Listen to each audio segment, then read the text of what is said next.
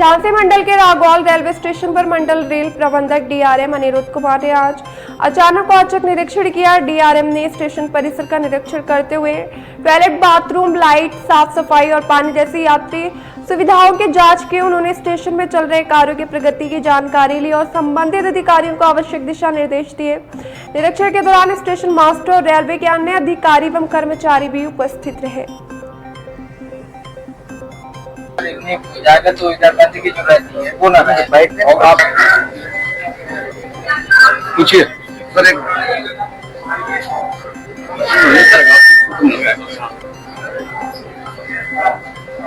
Sir हमारे कहा आपने रेलवे में आपने निरीक्षण किया, क्या पाया और किस तरह के निर्देश?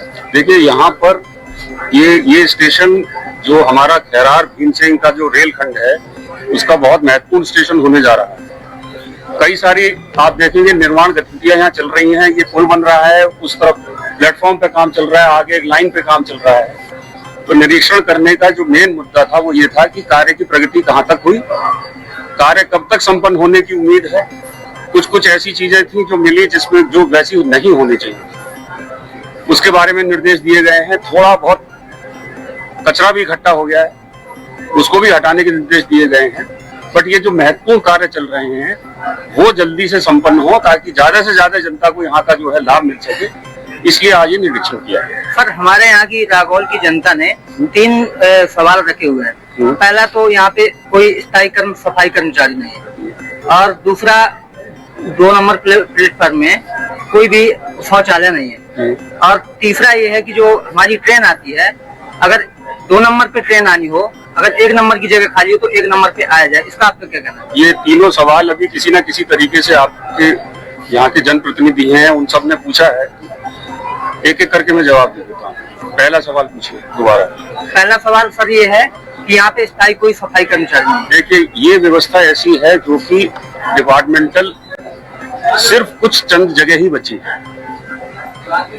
हमने स्टेशन मास्टर साहब को ये बोल दिया है कि अगर साफ सफाई की सुदृढ़ व्यवस्था करने में फंड की कोई कमी हो रही है तो बता दें, वरना उनको जितनी बार सफाई करने का जो है वो करना चाहते हैं उसमें जितना पैसा लगेगा वो रेलवे देगी। स्थायी कर्मचारी का जो संवर्ग है जिसे कैडर बोलते हैं वो अब भारतीय रेल में बचा नहीं है, कुछ ही जगह बचा हुआ है।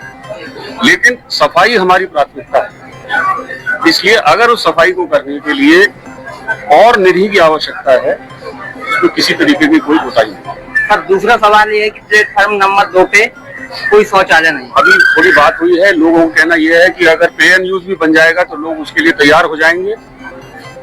इस चीज की फिजिबिलिटी हम स्टडी कराएंगे और यदि ये चीज संभव है तो करा दी जाएगी। इसमें करने के लिए कोई ना कोई आसपास ऐसा होना चाहिए जो कि उस ठेके को लेने को तैयार हो।